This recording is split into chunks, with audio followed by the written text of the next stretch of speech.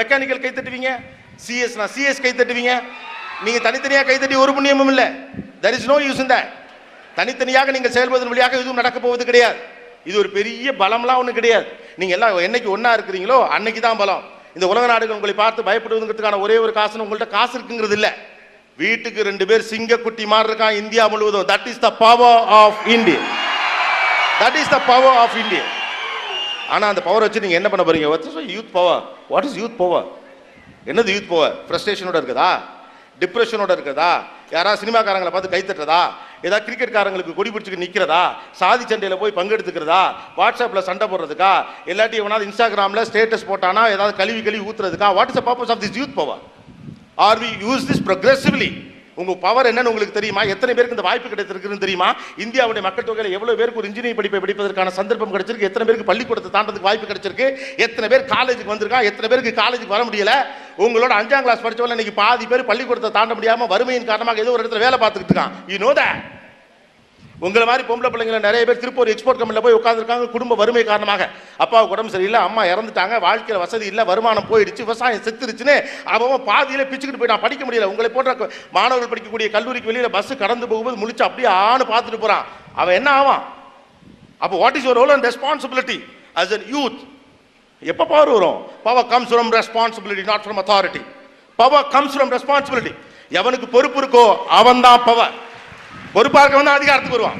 நம்மகிட்ட பொறுப்பு இல்லை, அதிகாரம் வரமாட்டேங்குது. அதிகாரத்துக்கு மட்டும் ஆசை இருக்கு, பொறுப்பு இல்லை. நம்ம எவனை தலைவனாகவும் ஏற்றுக்க மாட்டேங்கிறோம், எவனுக்கு தொண்டனாகவும் இருக்க மாட்டேங்குது. நீங்க தொண்டனா இருந்தா தான் தலைவனாகலாம், தலைவனா இருந்தா தான் தலைவனை உருவாக்கலாம். தலைவனாவதற்கு தயாராகும், அவ்வளவுதான். That is the only statement that you need to carry. அப்போ இதெல்லாம் வேணும்னா முதல்ல பாசிட்டிவிட்டி மைண்டுக்குள்ள வேணும். தினந்தோறும் நெகட்டிவா குப்பையை அள்ளி போட்டுக்கிட்டு நம்முடைய மனசு ஏற்கனவே ஒரு குப்பை தொட்டி தான் தெரியுமா? அது ஏற்கனவே 1008 குப்பை இருக்கு. நம்ம சொந்த பிரச்சனை, சொந்த தாயக்கார பிள்ளைய பிரச்சனை, கடந்த கல்யாணத்தில் நடந்த பிரச்சனை, அக்காவை கட்டி கொடுத்ததுல அந்த பிரச்சனை, நம்மக்கிட்ட இருக்கக்கூடிய பிரச்சனை, நம்முடைய அழுக்கு, நம்முடைய பிரச்சனைகள் 1008 விஷயம் ஏற்கனவே இந்த குப்பை தொட்டில் போட்டிருக்கோம். அதுலேயே கண்டவெல்லாம் குப்பையை போகிறதுக்கு நீங்கள் அலோவ் பண்ணுறீங்க, புறணியை போடுறதுக்கு அலோவ் பண்ணுறீங்க, வாட்ஸ்அப்பில் வர கெட்ட விஷயத்துக்கு அலோவ் பண்ணுறீங்க, சோஷியல் மீடியாவுடைய கெட்ட விஷயத்துக்கு அலோவ் பண்ணுறீங்க, டிவியில் வர கெட்ட விஷயத்துக்கு அலோவ் பண்ணுறீங்க, சினிமாவுடைய கெட்ட விஷயத்துக்கு அலோவ் பண்ணுறீங்க. நல்லதை எடுத்துக்கங்க. ஏற்கனவே உங்கள் மனம் ஒரு குப்பை தொட்டி, அது குப்பரை கவிழ்த்து வைங்கள். ஏற்கனவே நம்முடைய குப்பையை ரொம்ப தள்ளுது, கண்டவெல்லாம் போட்டு போகிறதுக்கு அதுனா ஊராம்ட்டு குப்பை தொட்டியா? உங்க குப்பை தொட்டி பாஸ். அப்போ நெகட்டிவான எண்ணங்களா நீங்கள் சேர்த்துக்கிட்டே போறீங்கன்னா பாசிட்டிவான எண்ணம் அங்கே எங்கே வந்து உட்காரும். என்னுடைய பொறுப்பு என்ன, ரோல் அண்ட் ரெஸ்பான்சிபிலிட்டி என்ன, நான் படித்தவன் இந்த சமூகத்துக்கு என்ன செய்யணுங்கிற எண்ணம் எப்படி வரும்?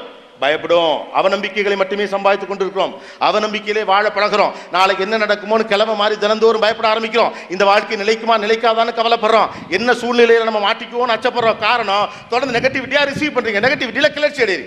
ஜப்பானில் பூகம்பம் அப்படின்னா உட்காந்து டிவியில பார்க்கணும். இங்கே நான் போன் பண்றான், மாப்பிள்ள அப்படியே கார்லாம் மிதக்குது மாப்பிள்ள, கொய்யால நம்ம வீட்டு காரா இருந்தா அப்படியே ஃபிளைட் காணுமா மாப்பிள்ள, 375 பேர் அவுட்டு மாப்பிள்ள, அவ்வளோ பேரும். அதை வச்சு நீங்க மீன் போடுறீங்க. போனதில் அதில் ஒருத்தர் சித்தப்பா உட்காந்துருந்தா, உங்கள் அம்மாவோ அப்பாவோ அதில் போயிருந்தா அப்படியே போட்டுமா? அப்போ அடுத்தவனுக்கு நேருகிற எல்லாமும் வேடிக்கை என்கிற மனோநிலையை விதைப்பது தான் இன்றைக்கு நடந்து கொண்டிருக்கக்கூடிய உலக அரசியல். உங்களை தனித்தனி நபர்களாக பிரித்து நம்பிக்கையற்றவர்களாக மாற்றி அவநம்பிக்கை கொண்டவர்களாக நீங்கள் இருக்கணுங்கிற மாதிரியான எண்ணங்களை தொடர்ந்து சமூக ஊடகங்களின் வழியாக விதைப்பு தான் இன்றைக்கு நடக்கிற சதி. அதுக்கு தான் நீங்கள் பலியாக போறீங்களா? ஒரு தலைவன் பொறுப்போடு இருக்கணும், நம்பிக்கையோடு இருக்கணும், பயம் இல்லாமல் இருக்கணும். எவன் பயம் இல்லாமல் இருக்கணும் அவன் தான் லீடர்.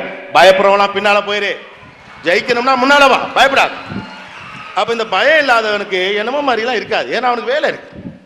நான் படிக்கணும், என்னை படிக்க வச்ச சமூகத்துக்கு ஏதாவது செய்யணும், குறைஞ்ச வச்சா படிக்க வச்ச என்னுடைய ஊருக்கு நல்லது செய்யணும், எங்கள் அம்மா அப்பாவுக்கு நல்லது செய்யணும், இல்லாதவனுக்கு எடுத்து செய்யணும், அடுத்து 10-15 பேர் உருவாக்கணுங்கிற எண்ணம் இருக்கிறவனுக்கு எப்படி நேரம் இல்லாமல் போகும், எப்படி என்னமோ மாதிரி இருக்கும், ஏன் எரிச்சலாக வரும்? why?